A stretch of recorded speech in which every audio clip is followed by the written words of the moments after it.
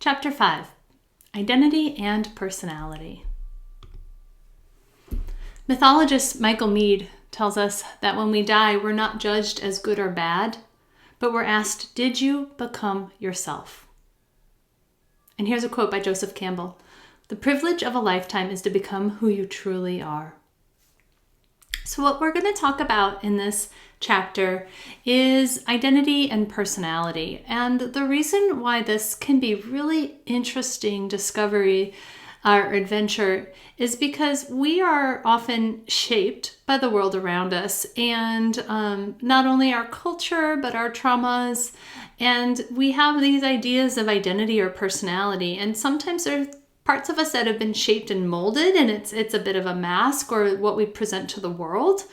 And when we're able to really start to unpack some of these layers of self, it allows us then to ask some new questions about what's authentic and what is our essence. And none of these things are good or bad. This is an exploration, and it's certainly not about self-improvement. This chapter is about self-discovery. Well, this whole class is not about self-improvement. It is about self-discovery. So we're going to go through and talk about personality types and shaping influences and coping styles so that you can begin to distinguish some of your patterned habits and responses, and to be able to acknowledge them and then be able to ask, well, is that how I authentically feel and respond? So let's begin with Jungian archetypes. And again, if this is too small to see, you've got a handout where you can look at this in full print. Carl Jung understood archetypes as these universal, archaic patterns and images that derive from this collective unconscious. It's the psychic counterpart of this thing that we as humans all share. And some of these labels might be kind of easy to recognize, like let's say the hero. Do you have a friend who always rushes in to help? Or the creative, let's say the artistic type that is always kind of seeing the world through dream imagery or poetry. Let's take, for example, the caregiver, the person who is always there wanting to help. What's interesting about all of these different types is we've all got them inside of us. We tend to display a few main ones, but we've got all of them. And the idea is to be able to know how to develop them all within us so that we can shape shift in a really healthy way. And to be able to bring out what's needed when, and to also to break patterns. So for example, the caregiver, each of these sides has what's called a shadow side. So the caregiver, although they're always wanting to help, they also might carry the shadow side of the martyr, of feeling like I'm the only one that does anything.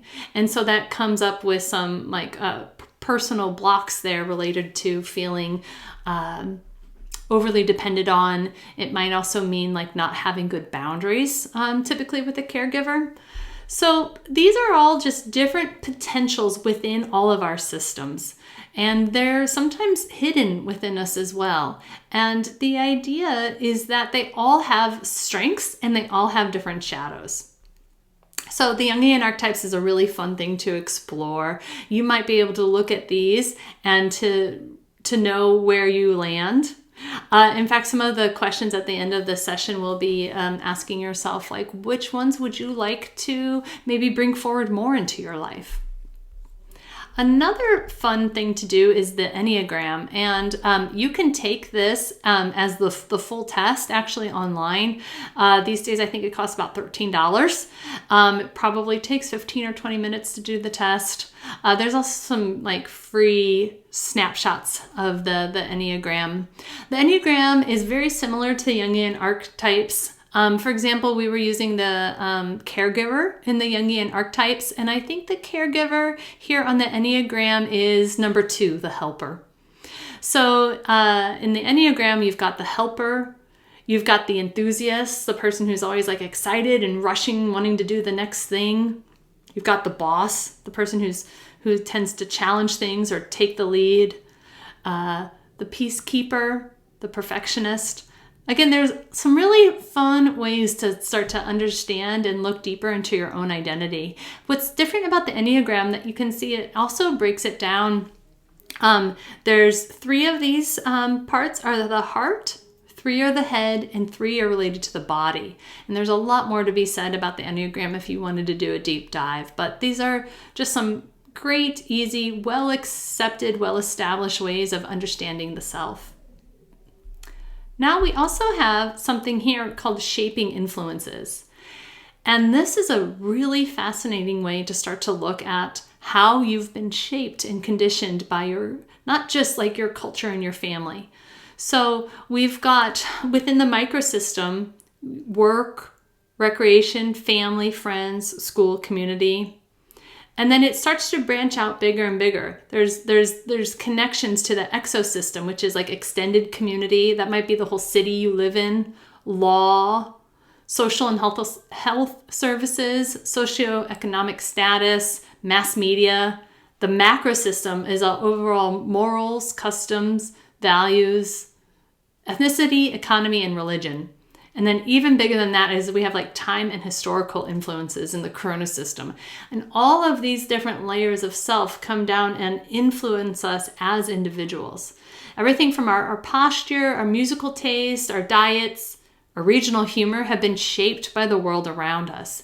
And being able to take a look at these shaping influences is a really powerful way to gain perspective, more self-acceptance, compassion, and also being like intentional about understanding who you are, seeing your shaping influences, how they've affected you, and then being able to make conscious choice about who you are based on your values and your goals and desires moving forward.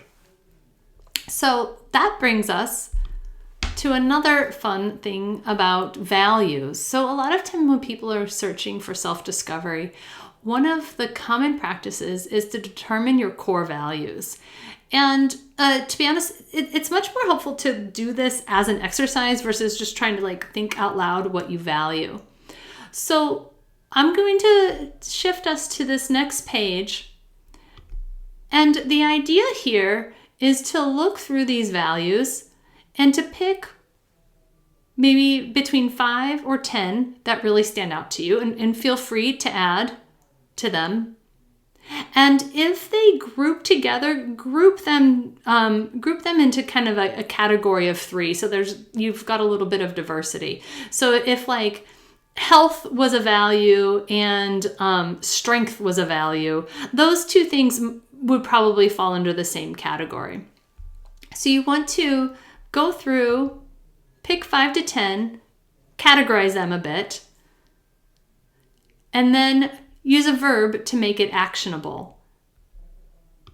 So let's say a value is freedom. A verb you could add to that is live in freedom.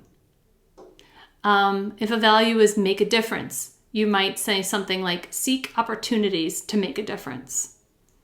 If a value is mindfulness, a verb you might add is act with mindfulness. Well-being, promote well-being, things like that. So this is a way to look at your values and then add the verb to make them actionable. And this also is something that you can have as a full-size handout so that you can go through and even like write on it and add to it to make your own values. And coming up in the end to aim to have like 3 or 4 values, that's a real guiding star, a bit of a guiding system for you as you make choices in your life, whether or not it's about who to date or what job to have. When you identify what your values are, that's going to help you communicate with yourself and also read your environment if that is the right place for you, if it's in alignment with your values. So we've moved through psychology testing, archetypes. Let's see, we did the values exercise, and what we also want to talk about is just this sense of identity. And a lot of this is now going to be based on some time to set aside for some self-reflection within this chapter. Identity is things about what do you like, what challenges you, what excites you, what surprises you, what terrifies you, what pisses you off. What makes your heart bloom or bring tears to your eyes? What makes you belly laugh? What tickles you and stirs your soul? These are all different questions to ask yourself and to just take the first things that come up. Don't overthink it. So we've got a lot of experiments to do with this chapter. You can go through the Jungian archetypes and take some time to reflect on which ones you're unfamiliar with. You can then take that and do a role play. Like, for example, if you're unfamiliar with being the caregiver, you can say, I'm going to pretend to be the caregiver and go to the coffee shop, and maybe you help somebody, give them a napkin or pay for a coffee. Or let's say you want to take on the role of being the boss and you go to the coffee shop. Maybe you help redirect the line if somebody is like cutting in line. So a boss isn't necessarily being rude, but it's a person taking a leadership role. So the idea here to like experiment with some of these things is to role play, to bring them into life and to practice to try them on, especially when they're unfamiliar. So what you can do is play with the different Jungian archetypes. You can also take the Enneagram test. Another test that's out there is the Myers-Briggs. And actually, if you work in corporate America, you've actually probably been exposed to maybe several other psychology tests. So there's a lot of them out there, but the Enneagram or Myers-Briggs are two of my favorites to suggest.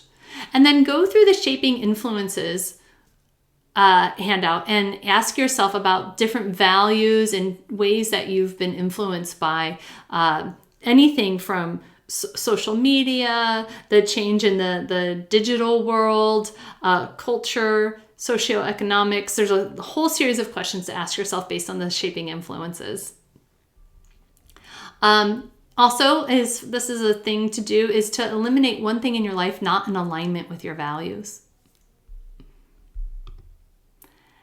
Here are some really specific reflections to use based on the material that was presented here. Make a list of current role models and the qualities that you admire. Ask yourself, what is my main archetype?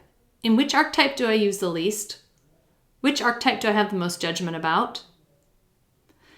And all of the archetypes, Enneagram styles, have something to offer. Which one would I like to embody more? And how would that change my life? Name some challenges that have shaped you in your life and describe how they've impacted you. Naming any learning, gifts, or strengths that you've gained from those challenges.